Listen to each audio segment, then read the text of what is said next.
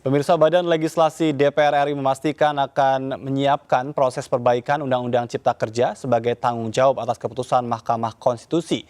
Untuk itu, revisi Undang-Undang Nomor 12 Tahun 2011 segera diajukan agar bisa masuk ke Prolegnas 2022.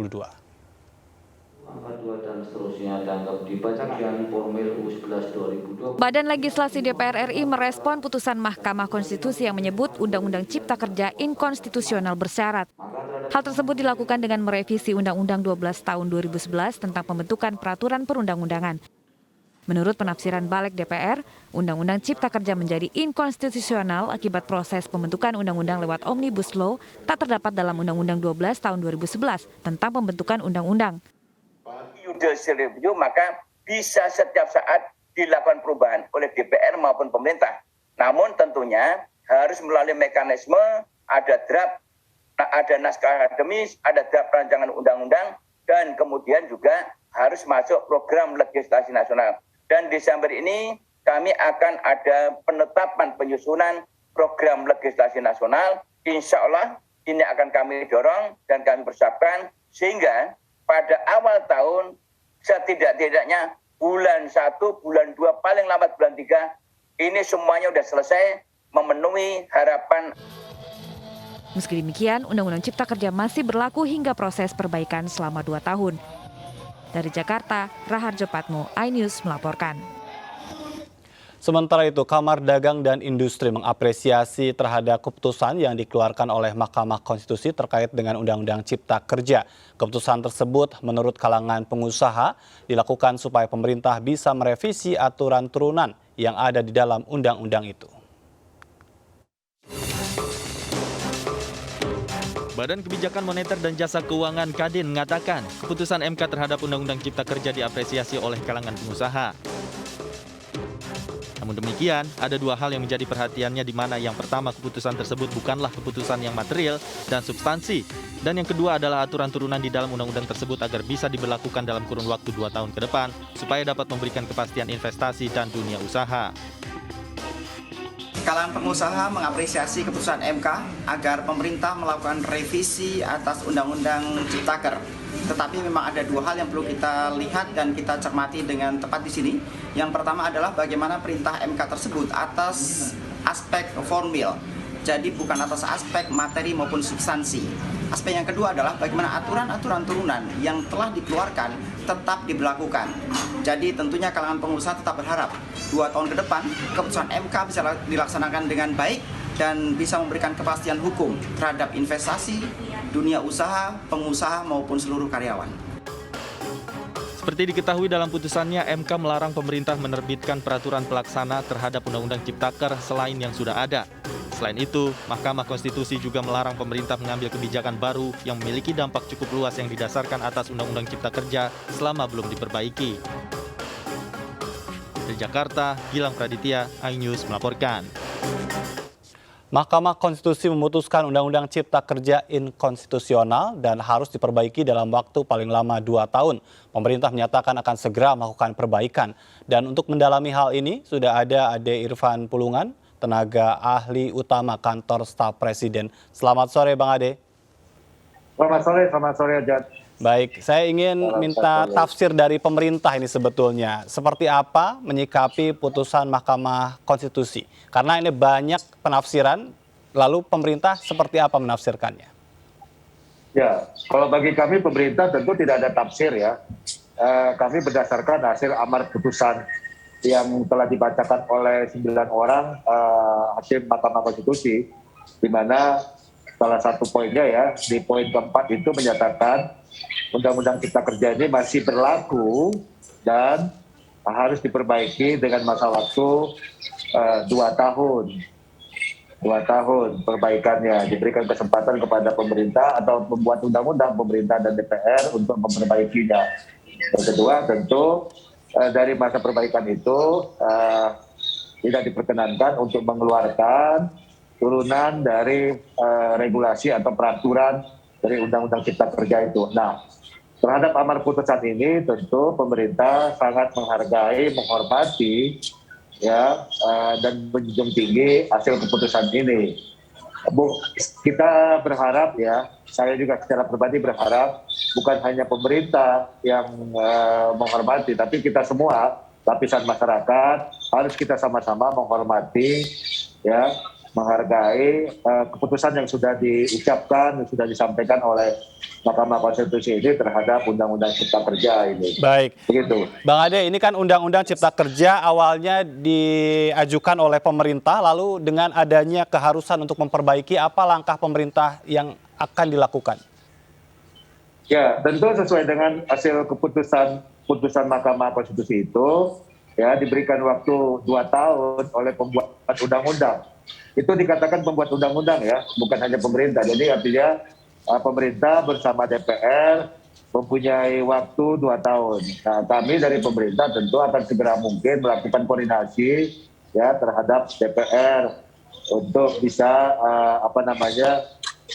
memperbaiki hal-hal yang dikoreksi oleh Hakim Mahkamah Konstitusi. Tapi perlu kita ingat ya, tidak dari putusan itu tidak bulat 9 orang Hakim Mahkamah Konstitusi mengatakan dalam pertimbangannya, ada juga 4 orang Hakim Mahkamah Konstitusi menyatakan dukungannya terhadap Undang-Undang Cipta Kerja ini. Begitu. Baik, ini terkait dengan perbaikan. Langkah apa yang akan dilakukan oleh pemerintah? Apakah kembali akan membuat sebuah rumusan sedari awal atau seperti apa? Nah, kita harus pahami bersama yang dikatakan memperbaiki itu kan tentunya adalah mekanisme atau proseduralnya yang dikatakan keliru terhadap persyaratan pengajuan pembuatan undang-undang ya sebagaimana di dalam Undang-Undang Nomor 12 2011. Nah, tentu proseduralnya. Nah, itulah yang harus kita perbaiki, kami perbaiki bersama DPR gitu. Jadi tidak lagi pada isi substansinya karena tidak ada koreksi terhadap materialnya. Begitu kan, karena judicial review terhadap materialnya itu semua rata-rata kita ketahui bersama ditolak ya. Begitu.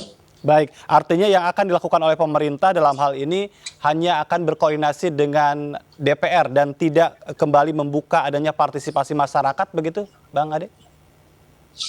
Bukan, proseduralnya itu kan salah satunya kan juga ada mekanisme, ada dasar ya sesuai dengan ketentuan perundang-undangan yang berlaku. Nah, mekanisme di situ saja, Mas. Jadi nggak usah lagi melebar ke yang lainnya.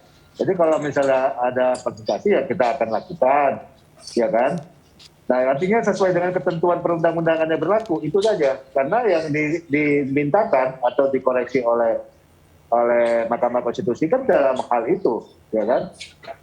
Baik, begitu. Ini ada kebijakan-kebijakan yang tidak boleh dikeluarkan, kebijakan yang sangat strategis. Tentu ini akan juga menghambat rencana pemerintah.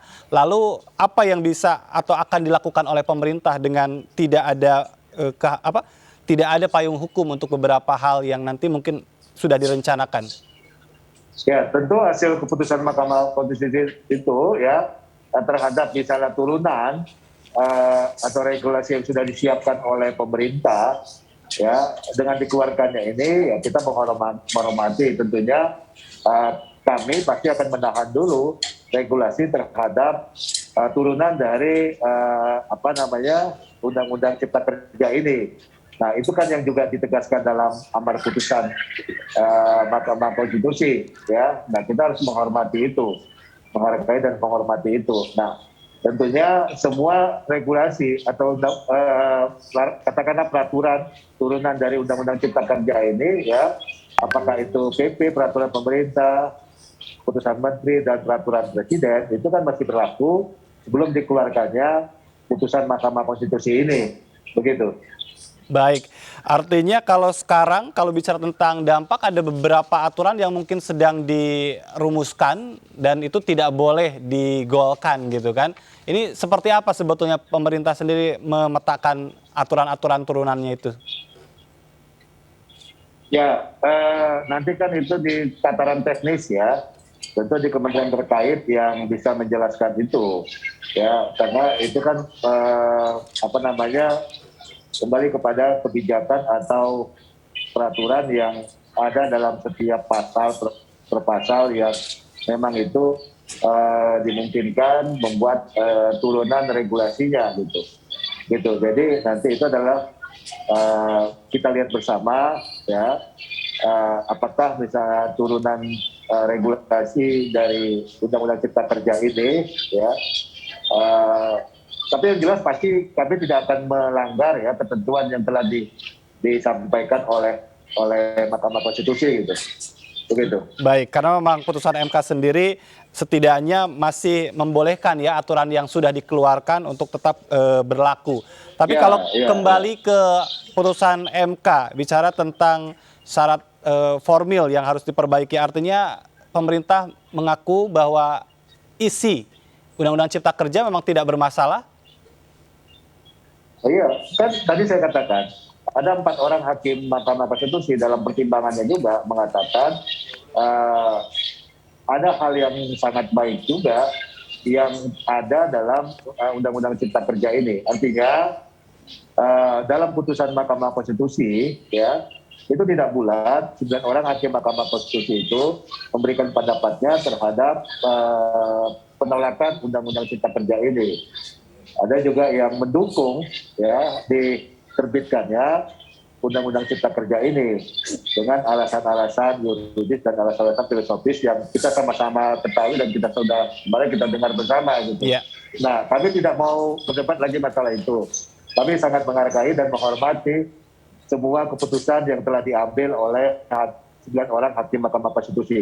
Saya yakin dan percaya 9 orang Mahkamah Konstitusi ini adalah dia independen, dia mandiri, bebas nilai, tidak akan pernah ada intervensi yang terjadi padanya gitu. Baik. Kami percaya itu. Bang Ade, kita tahu bahwa lahirnya Undang-Undang Cipta Kerja ini juga kan banyak sekali ya reaksi dari masyarakat, dan ini sangat mungkin dengan beberapa hal yang ditafsirkan oleh sebagian elemen masyarakat, bukan tidak mungkin akan juga terjadi aksi-aksi untuk meminta pemerintah dan DPR mengkaji kembali muatan atau materinya sedari awal. Bagaimana pemerintah menyikapi hal itu? Mengenai penafsiran, pendapat, interpretasi masyarakat itu sah-sah saja. Karena itu dalam hal bentuk opini ataupun dalam hal pendapat secara pribadi. Tapi yang jelas bagi pemerintah adalah dasar dan rujukannya adalah amar putusan yang telah dibacakan oleh hakim Mahkamah Konstitusi. Yeah. Itu dia. Itu tuh. Kami tidak mau terjebak dalam opini, pendapat, interpretasi publik yang ada gitu. Apakah tidak takut pemerintah akan lahir demo-demo berikutnya di kemudian hari? Nah, itu yang tadi saya katakan. Kita mari sama-sama menghormati, menghargai ya hasil putusan ini. Ya, jadi jangan paksa hanya kepada pemerintah untuk menghormati, sedangkan masyarakat publik lainnya ya melakukan aksi yang seolah-olah ada proses pembenaran atau ada proses kesalahan yang dilakukan oleh pemerintah. Tidak boleh seperti itu. Jadi harus bijak juga. Siapapun harus melihat hasil putusan ini adalah sebuah keputusan yang telah dikeluarkan oleh lembaga peradilan yang independen mandiri. Nah, kalau ada aksi unjuk rasa sebatas mengeluarkan pendapat silakan. Tapi jangan paksa untuk menggiring opini keluar dari substansi amar putusan itu. Ada 9 poin kan yang kita ketahui bersama. Baik. Nah, jangan paksa dan jangan dilakukan hal seperti itu. Tapi komunikasi tetap terbuka ya pemerintah untuk mereka yang ingin berdialog dengan pemerintah terkait hal ini. Ya tentu dong, kan pasti ada kita berikan. Tapi ya itu tadi, ya sepanjang itu tidak terkait dengan hasil putusan itu, jangan paksa untuk memaksakan kehendaknya, begitu. Ya untuk bisa berkomunikasi ya silakan. Kita sangat terbuka. Pemerintah tidak pernah membatasi ruang gerak berkomunikasi apapun untuk perbaikan dan kemajuan bersama gitu. Baik, terima kasih Bang Ade sudah berbincang banyak. Ini tentu kita tunggu ya. Ada jangka waktu tertentukah target dari pemerintah untuk bisa menyelesaikan atau merevisi, tidak harus menunggu 2 tahun? Ya, sedapat mungkin kita memaksimalkan waktu ya. Ya, itu kan waktu maksimal 2 tahun. Ya, kalau bisa kita sebulan, 2 bulan, 6 bulan, ya lebih baik ya. Tapi secara teknis tentu akan dikoordinasikan terlebih dahulu antara pemerintah dan DPR sebagai pembuat undang-undang. Begitu, Mas. Baik, kita tunggu tentu saja ya, dan mudah-mudahan memang tadi ya ada terbangun dialog yang sangat apik sehingga peristiwa yang sebelumnya terjadi tidak terulang kembali.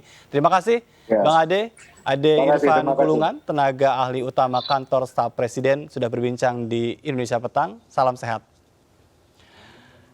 Dan pemirsa, terkait dengan putusan MK, perjuangan masa buruh mengawal judicial review Undang-Undang Cipta Kerja di Mahkamah Konstitusi membuahkan hasil di mana MK memutuskan Undang-Undang Cipta Kerja inkonstitusional dan harus direvisi dalam waktu paling lama 2 tahun.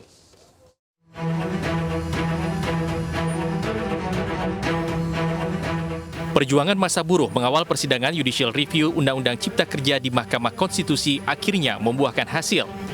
Mahkamah Konstitusi memutuskan Undang-Undang Cipta Kerja inkonstitusional dan harus diperbaiki dalam waktu paling lama 2 tahun. Demikian diputus dalam rapat permusyawaratan hakim oleh 9 hakim konstitusi. Jika tidak diperbaiki dalam waktu 2 tahun, maka Undang-Undang Cipta Kerja akan inkonstitusional permanen. Sehingga undang-undang atau pasal-pasal yang tercabut atau diubah oleh Undang-Undang Cipta Kerja harus dinyatakan berlaku kembali. Masa buruh mengapresiasi putusan MK dan memastikan akan tetap mengawal proses revisi Undang-Undang Cipta Kerja. Selama ini belum direvisi, untuk Undang-Undang Cipta Kerja tidak boleh membuat turunannya yang sekarang sudah dibuat oleh pemerintah seperti PP 35 tentang efisiensi, PP 36 tentang pengupahan, PP 37 tentang BPJS, itu semuanya tidak boleh diberlakukan. Merespons putusan Mahkamah Konstitusi, Menko Perekonomian Erlangga Hartarto mengatakan akan menyiapkan materi revisi Undang-Undang Cipta Kerja. Selanjutnya pemerintah akan segera menindaklanjuti putusan MK yang dimaksud melalui penyiapan perbaikan undang-undang dan melaksanakan dengan sebaik-baiknya. Selaku legislatif, Wakil Ketua DPR Sufmi Dasko mengatakan masih akan mempelajari putusan MK. Mohon juga diberikan waktu pada kami untuk membuat kajian serta mempelajari isi keputusan tersebut dengan utuh, sehingga kami juga dapat mengambil langkah-langkah yang tepat. Undang-Undang Cipta Kerja disahkan Presiden Jokowi pada November 2020 silam dan menjadi Undang-Undang Nomor 11 Tahun 2020. Sejak disahkan, undang-undang itu menuai protes di seluruh Indonesia lantaran dianggap mengabaikan hak dan perlindungan pekerja. Pemerintah berkeyakinan melalui Undang-Undang Cipta Kerja ini jutaan pekerja dapat memperbaiki kehidupannya dan juga penghidupan bagi keluarga mereka. Sampai dengan rampungnya revisi, MK menetapkan bahwa seluruh undang-undang yang terdapat dalam Omnibus Law Cipta Kerja tetap berlaku. Namun dalam masa perbaikan, pemerintah tidak dibenarkan menerbitkan kebijakan pelaksana baru.